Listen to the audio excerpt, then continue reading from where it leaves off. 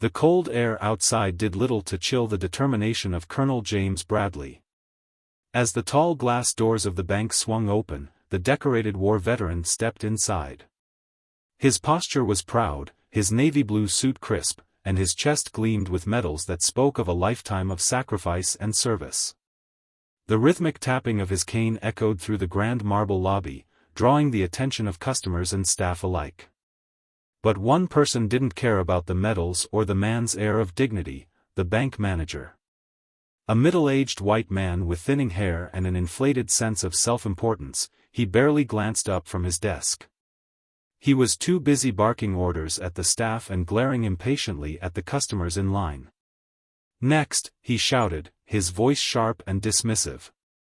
Colonel Bradley stepped forward, his calm demeanor contrasting sharply with the chaos around him.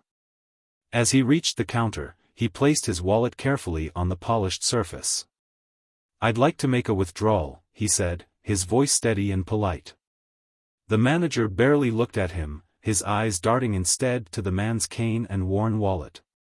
With a sneer, he asked, "Do you even have an account here?" Colonel Bradley nodded and opened his wallet, revealing a bank card with his name clearly printed, Colonel James Bradley. The manager didn't bother to look closely. His face twisted with suspicion. "This isn't enough," the manager snapped, crossing his arms. "I need more proof. And frankly, I've seen people like you before, coming in here, trying to pull a fast one." The room fell silent. Customers nearby exchanged uneasy glances, while the bank staff froze in place. Colonel Bradley stood his ground. "I served my country for 35 years, he said, his voice firm but calm. "I earned every cent in that account."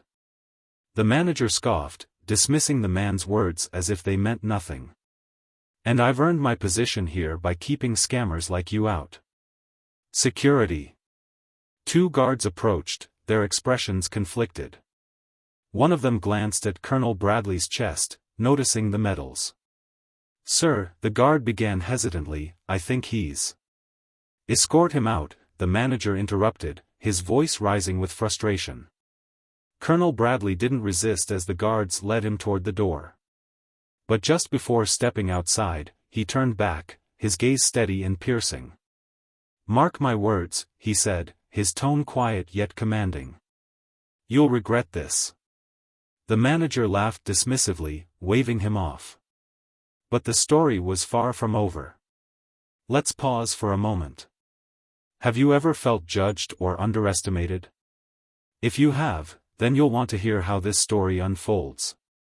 Before we continue, make sure to subscribe to King of Tales and hit the notification bell.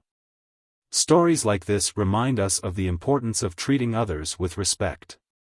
Now, let's get back to the story. The next day, the bank opened as usual. The manager was already at his desk, barking orders and scowling at employees. He hadn't given the previous day's incident another thought.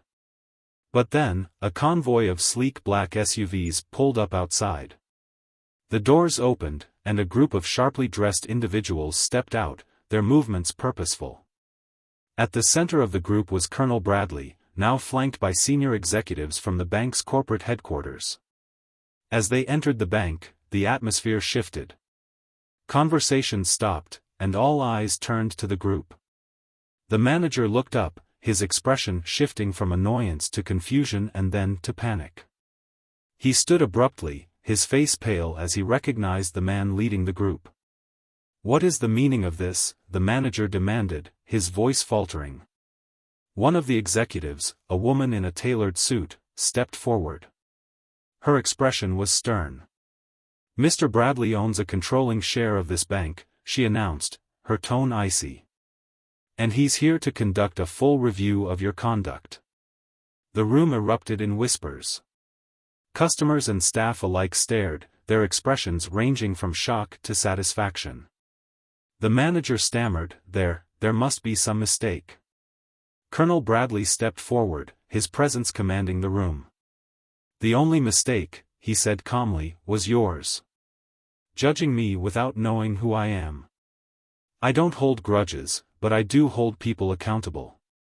The manager's protests were ignored as security escorted him out of the building. Customers applauded, and some even cheered as the door closed behind him. Colonel Bradley turned to the staff.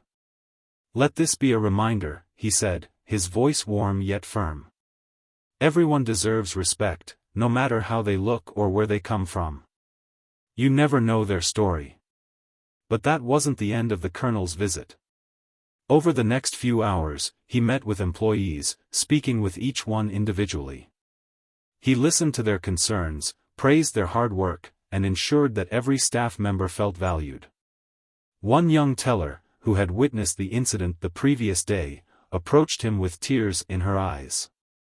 "Thank you, sir," she said, "for standing up for yourself, and for us." Colonel Bradley smiled gently.